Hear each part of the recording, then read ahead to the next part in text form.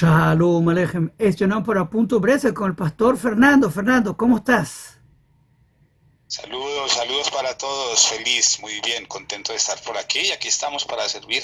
Baruch Hashem, sirviente de Dios. Un punto que hay que subrayar aquí. El pastor Fernando abortó la idolatría de Jesús, de Yeshua. Y entonces él está asistiendo a otros para salir de idolatría en Colombia y en el mundo, en verdad. Así que él tiene varias preguntas para asistir a otra gente. Así que hablamos y podemos hacer un video para tratar uh, de traer luz a preguntas y dudas que la gente tiene. Por favor, tus preguntas, mi hermano. Perfecto, sí. Antes de proceder con las preguntas, quiero dar una presentación, un preámbulo, un contexto de por qué estas preguntas es importante, más allá de hacerlas, tenerles una respuesta. Y es que son preguntas que tienen que ver con lo que es la columna vertebral y en muchos, por no decir que en todos los casos, sobre estos conceptos es sobre los que se ha construido el temor para los fieles, los participantes, los congregantes, para retenerlos. Estas preguntas tienen varias connotaciones. Una, casi nadie las hace, por lo que ya dije, que están casi que prohibidas. Lo segundo, cuando hay alguna respuesta, la respuesta no es lo suficientemente contundente como para dejar claridad.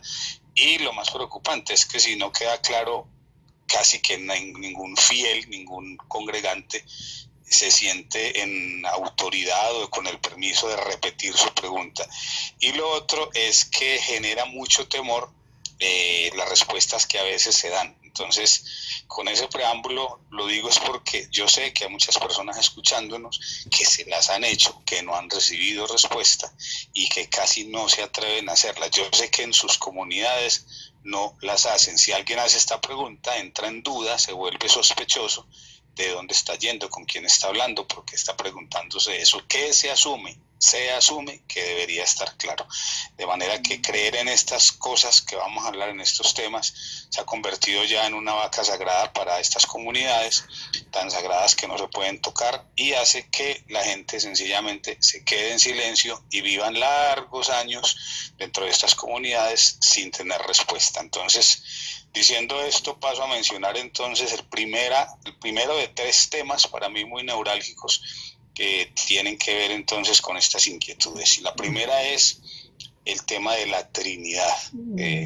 La Trinidad es tan confuso el tema que allá lo llaman el misterio, que no se debe comprender sino creer. Y la gente quiere preguntar, la gente quiere creer. Hoy me decía otro pastor aquí en mi ciudad que él estaba necesitando respuestas porque esta generación no es la misma generación de hace 30 años y esta generación quiere saber más, quiere que se le den respuestas. Y una respuesta para mí muy contundente que, ya lo dije, está generando dudas y no se puede casi que ni disipar o no las disipan, el primero de ellos tiene que ver con la Trinidad. Okay. ¿Sabes qué? Estoy alegrísimo porque estaba escuchando de otro pastor, también en Colombia, que me está diciendo que muchos pastores están despertando y varios pastores que están diciendo, eres valiente, tú saliste de idolatría, yo no puedo por dinero, me lo dijeron, lo que tú dijiste que te dijeron, le dijeron a otros pastores. Increíble, tiempo de avivamiento, tiempos de arrepentimiento, tiempos de regresar a la Torá de Hashem, el camino, la verdad y la vida, que es la Biblia hebrea. Ok, la Trinidad. Me da risa porque esa es parte del pecado imperdonable. Mantén la confusión porque esa es la vaca sagrada, como tú dices, que me encantó tu punto.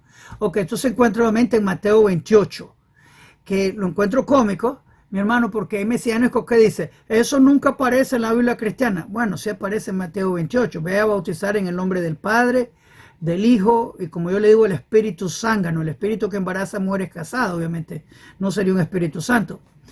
Ok, así que, y obviamente tenemos Juan 1 que habla de la palabra de Dios, etcétera, etcétera, que cómicamente está describiendo el Dios Cordero Canún, el Dios de Egipto Cordero. Por eso dice el Cordero de Dios. Se está refiriendo al Dios Cordero que nosotros matamos en Egipto y descuartizamos y pusimos la sangre del Cordero en los marcos de las puertas. Así que es cómico que nos están tratando de regresar siempre al paganismo. Ok, obviamente tenemos el Shema, que es Deuteronomio 6:4. Escucha Israel, el Eterno nuestro Dios, el Eterno es uno. Shema Israel, Adonai Eloheinu, Adonai Echod. El Eterno uno. Así que eso es claro que Dios es uno. También tenemos obviamente, y tú lo sabes, tenemos en Isaías que dice, antes de, eso es Isaías 40 hasta el 45, que lo repite varias veces diferentes. Antes de mí, después de mí no hay otro, soy el único Dios, soy el único Salvador. No conoce otro Salvador excepto el uno, así te lo dice Isaías. Así que sabemos que solo es uno, el único Salvador, el sanador, etc. Tiene que ser el Dios de Israel. El que perdona pecado, inclusive que tenemos en Isaías al comienzo.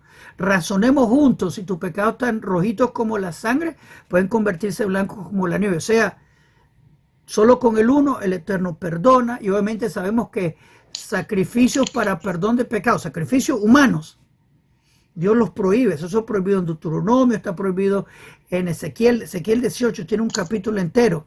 Y por ejemplo Jeremías 31 verso 29, nadie muere por los pecados del otro. Así que no, regreso al punto de la Trinidad. Dice Shema Israel, Adonai Eloheinu, Adonai Echad. Ese es Deuteronomio 6:4. Pero también tenemos en la era mesiánica, que es el regreso al jardín del Edén, en Zacarías 14 verso 9, que te dice, en aquel día el Eterno va a ser uno y su nombre uno. O sea, el Eterno de Israel no cambia. Y eso es importante, y lo discutimos anteriormente, de la congruencia y que el Eterno es uno siempre por siempre. Dios no cambia, su palabra no cambia. Lo que la idolatría viene a hacer es cambiar lo que dice la palabra para desviarte del camino, la verdad de la vida, que es la Torá, es el camino de Hashem. Y obviamente eso es parte del falso Mesías, que se encuentra descrito en Daniel 7:25, que viene a cambiar las leyes de Dios, que eso lo hizo la idolatría de Roma, de la ley de Moisés a la ley de Cristo. Viene a robarse la gloria de Dios, también Daniel 7:25 te lo dice. Eso lo hizo de dar gloria al uno, a dar gloria a otro que diga que es un Dios encarnado, que configura en parte una Trinidad. Así que todo eso estaba profetizado, y obviamente milagros y maravillas, como dice Deuteronomio 13, de un falso profeta que te viene a desviar. Ese sería Jesús, y Yeshua, como quieran llamarle. O sea, que la Trinidad no viene de Dios total. Eso viene de la idea de Nimrod, Semiramis y Tamuz, que Constantino, el fundador del cristianismo, adoraba. Por eso la hostia, donde se guarda el cuerpo de Cristo, como dicen, se guarda dentro de una cúpula de sol, que es Nimrod. Y ahí viene la Madre de Dios, la Reina de los Cielos, que ese es Semiramis, que es María, y ahí viene el Niño Dios. Así que parte de una Trinidad antigua. Y obviamente tenemos Daniel 2, que habla de la estatua de Daniel, que está viendo Daniel, y comienza con Babilonia, que es Nimrod, continúa con Persia, Grecia, Roma, que es el imperio que nos encontramos hoy. O sea, la Trinidad no tiene fundamento bíblico en absoluto. Es para robarse la gloria de Dios, total, como dice Daniel 7:25. Pero Dios lo permite, con todos los milagros y todo, que vienen con la idolatría de Roma, para dar libre albedrío a la gente. Dios quiere el corazón de la gente gratuitamente. Así que Dios permite todo eso, incluyendo la mentira de la Trinidad, que no tiene fundamento bíblico. No hay manera de fundamentar la Trinidad en la Biblia hebrea. Total. Y obviamente, y tú lo has visto, que una comparación del estudio de la Biblia hebrea con la Biblia cristiana no compaginan del todo. Las promesas que Dios dio en la Biblia hebrea, el Antiguo Testamento, no compagina con lo que la Biblia cristiana habla. Así que es otro camino. ¿Te ayudé en esa respuesta? Sí, muy claro, y no se sacrificó profundidad con claridad. Me parece muy bueno porque fue comprensible. Ok, si quieren profundizar más, te pueden escribir, porque podemos avanzar eso si quieren, pero obviamente hay que ser breve lo posible, ¿no? ¿Cuál es la otra pregunta que tenía? ¿Cuál es la siguiente pregunta? Ok, antes de continuar, quiero darle bienvenida a todos los nuevos. Repórtense, de dónde están viendo, díganos cómo le estamos ayudando. También quiero que por favor le hagan me gusta a este video y se suscriban al canal, que le hagan clic a la campanita para que le contemos cuando los siguientes videos en este canal vengan. Es importante. También quiero invitarlo a las clases de la Biblia. Estudiamos la Biblia hebrea todas las noches a las 8 de la noche hora de Toronto. De domingo a jueves estudiamos la Biblia hebrea, que es la raíz hebrea de la fe. La estudiamos del hebreo, la traducimos al castellano con sus comentarios, donde todo el mundo está bienvenido a aprender la Biblia hebrea con nosotros. Tenés que estar suscrito para comentar, pero todo el mundo está bienvenido. Así que suscríbanse al canal, dale me gusta el video, compártenos su grupo, únanse al proyecto de aprender la Biblia hebrea. El que aprende la Biblia hebrea vive menos engañado. Así que hagan clic, clic, clic. La siguiente tiene que ver con el famoso concepto de la salvación. En todos estos años que yo estuve incursionando allá, hubo diferentes posturas al respecto, quienes dicen que la salvación se pierde, otros dicen que la salvación no se pierde, y como estamos hablando es de identificarnos con el concepto que está en este momento registrado en la mente y en las emociones del creyente que está allá, es a ellos a quien quisiera que dirigiéramos cada una de estas respuestas, y es primero el concepto de salvación, o sea, el concepto de la famosa vida eterna y de que se pierde o no se pierde. Eso es, para mí es un asunto central, neurálgico de la doctrina cristiana. Sí, muy buena pregunta. Obviamente tenemos desde el comienzo de creación, siempre hubo gracia. El Eterno hizo por su gracia, no porque nos necesitaba. Siempre ha habido gracia. Inclusive con Noé, te dice, creo que Génesis 6, que dice que el Eterno encontró gracia con Noé. Así que siempre hubo gracia. El Eterno salvó la familia de Noé y obviamente la humanidad con eso, por la gracia de Dios. Pero también vemos que Abraham puso su fe en el uno y le fue contado como rectitud. Así que lo vemos que la fe es fundamental. También obviamente tenemos en Habacuc, que dice, Sadik Munatohiye, el recto va a vivir por su fe. Obviamente también tenemos los 10 mandamientos, que te dice, y estaba hablando ayer con un pastor que también renunció a la idolatría, que los 10 mandamientos de la Biblia cristiana son diferentes a los 10 mandamientos de la Biblia hebrea. Obviamente lo leen diferente, eso es lo que quiere decir. Entonces el primer mandamiento de la Biblia hebrea, de los 10 mandamientos, es yo soy Hashem tu Dios. O sea que es fe en Hashem. Dice yo soy Hashem tu Dios que te sacó de Egipto, o sea, de la idolatría, del camino pasado, etc. Así que primer mandamiento es fe en el uno. Esa es la salvación de Dios. Tú pones tu fe en el uno. Hashem es mi Dios, aparte de él no hay otro. Y entonces el segundo mandamiento de los 10 mandamientos, no tendrá otros dioses frente de mí. O sea, no existe la configuración de poner tu fe en otra parte del uno, como hace la idolatría de Roma, que te desvía del camino del uno por poner tu fe en la idea mitológica de un Dios encarnado. Así que no configura eso. Así que la fe, la salvación, es cuando tú pones tu fe en el uno. El Eterno es el Salvador. Él es tu sanador. Él tiene que ser tu todo. Por ejemplo, tenemos la gente de Nínive, porque también tiene la idea que la gente gana salvación por el sacrificio humano de este individuo que no cumplió nada para ser candidato mesiánico, pero también Dios prohibió sacrificios humanos. Así que ¿cómo te va a salvar una cosa que Dios prohíbe en la Biblia hebrea? Sacrificios humanos 100% prohibidos. Así que no tiene sentido. Pero aquí la salvación es cuando tú pones tu fe en el uno, porque esa es una idea de fe. Tú pones tu fe en el uno. Él es mi salvador. Por ejemplo, tenemos la gente de Nínive.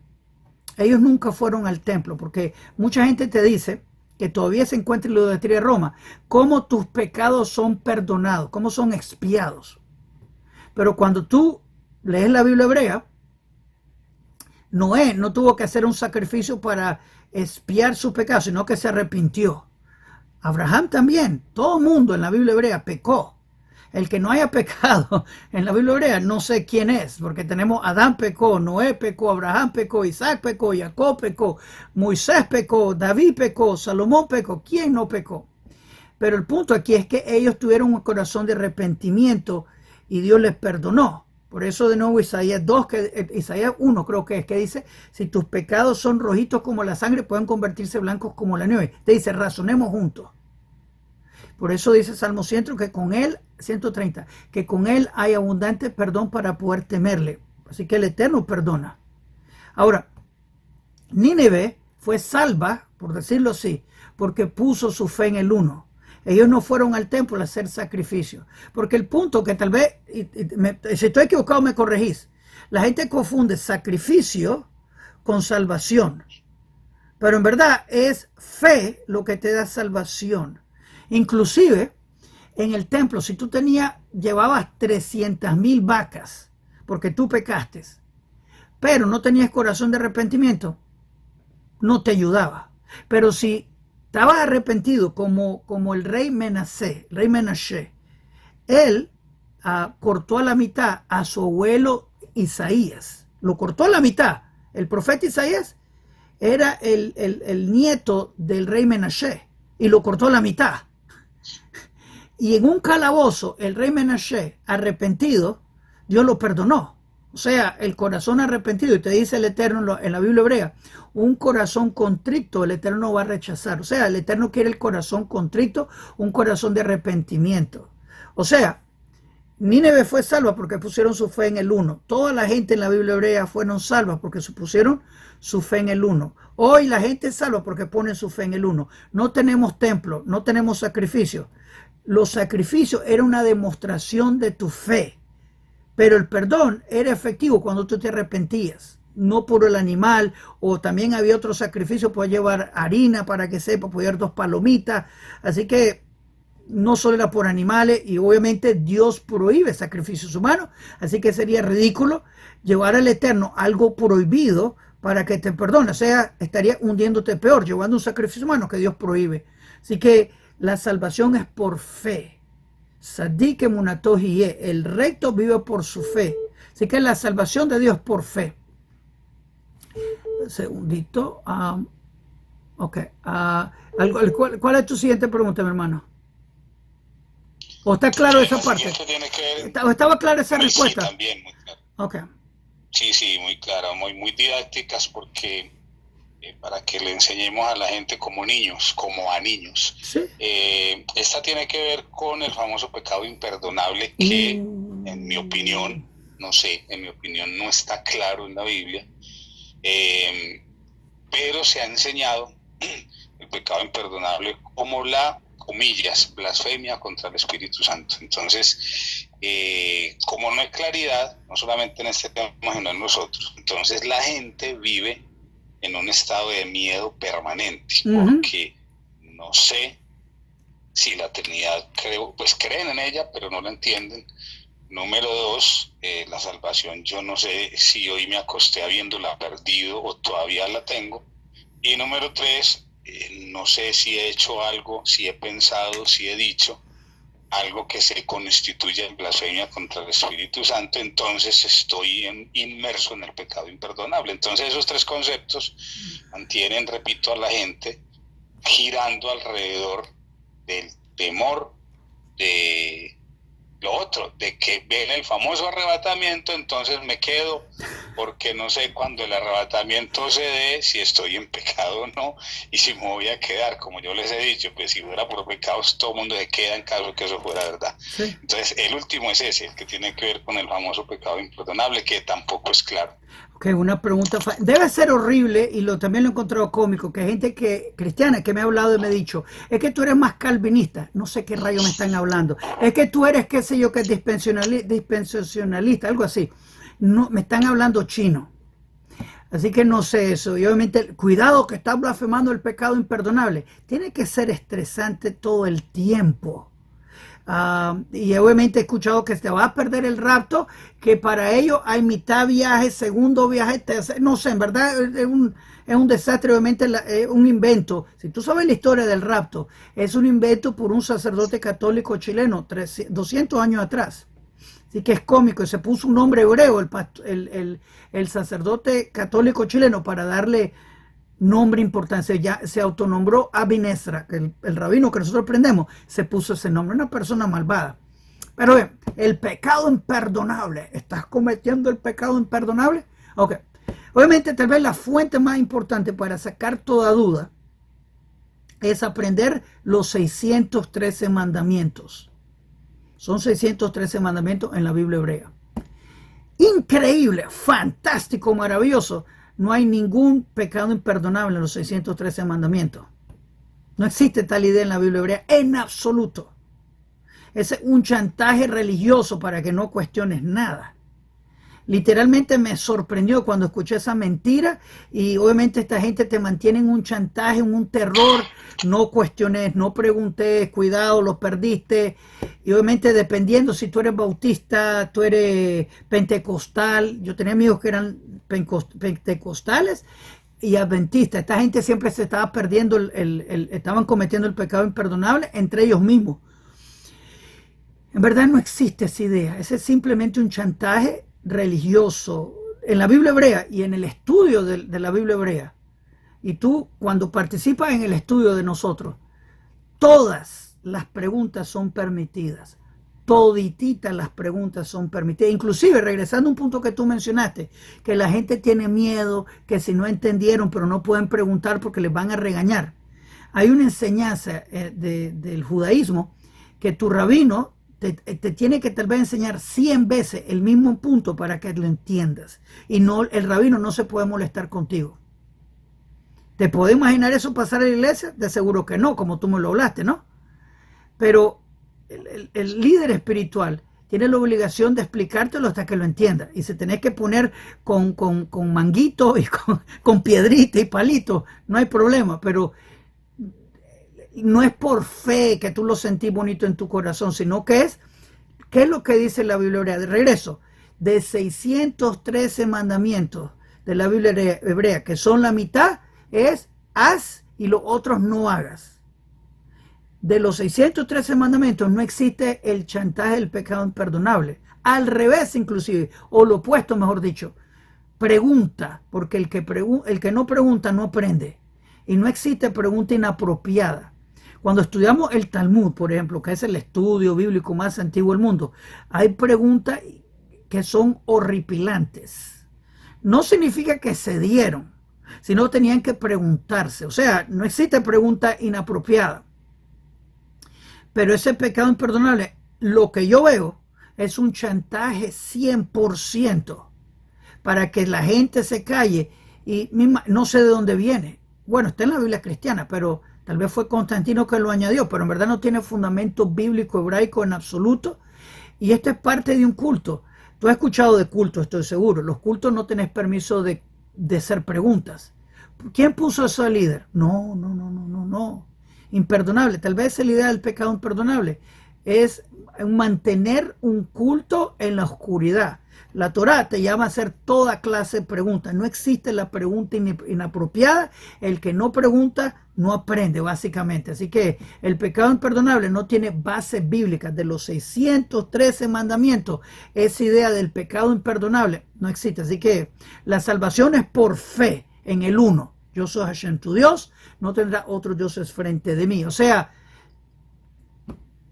perdería, me imagino, la conexión con el creador si pones tu fe en otra parte del creador. Eso es lo que pasa. Y eso es lo que te manda a hacer idolatría. Y eso es lo que el pecado imperdonable trata de prevenir, que mantenerte en la oscuridad, en la inquisición de la oscuridad, me imagino.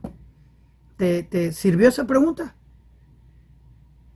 Sí, claro, perfectamente clara y quisiera, pues sí, que haya sido también tan clara para las personas que están escuchando, porque repito, espero también haber sido vocero de quienes no hacen las preguntas, porque sí, es un velo y no se pregunta, como ya lo dijimos, y entonces quise poner en contexto y a la luz pública pues las preguntas que la gente en su ser interior se hacen, pero que no las pueden manifestar o 100%. No quieren o les da temor, los van a ver como ignorantes, qué sé yo. Sí, y ¿sabes qué? Para que la gente sepa, tenemos el estudio bíblico casi todas las noches a las 8 de la noche en este canal para aprender desde Génesis hasta Crónicas. La Biblia hebrea tiene en diferente orden los mismos libros de la Biblia hebrea, el Antiguo Testamento. Así que lo estudiamos en el hebreo en su contexto.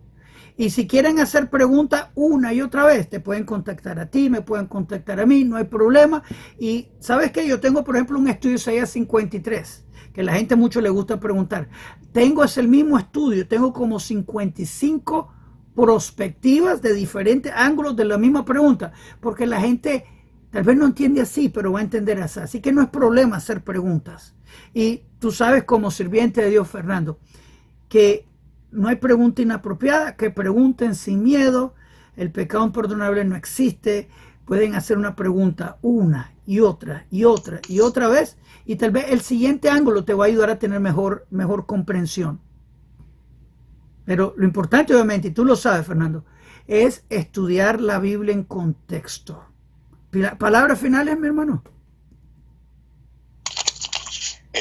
Finalmente, pues no, me gozo mucho porque sé que quienes hayan escuchado y hayan tenido estas inquietudes se van más tranquilos, porque a libertad hemos sido llamados y esto no es, insisto en esto no es ataque contra ninguna persona, sino contra un sistema. Ni siquiera un ataque, no, es claridad en relación con los argumentos que un sistema ha mantenido vigentes para, con base en el temor, mantener cautivas a las personas. Entonces lo que buscamos es esa libertad a través de dar claridad sobre conceptos. No estamos 100%. hablando de personas, estamos hablando de conceptos, de creencias que, repito, han servido o han sido utilizadas para retener cautivas las almas de las personas. Entonces me gozo que esas respuestas hayan sido dadas, y espero en Dios que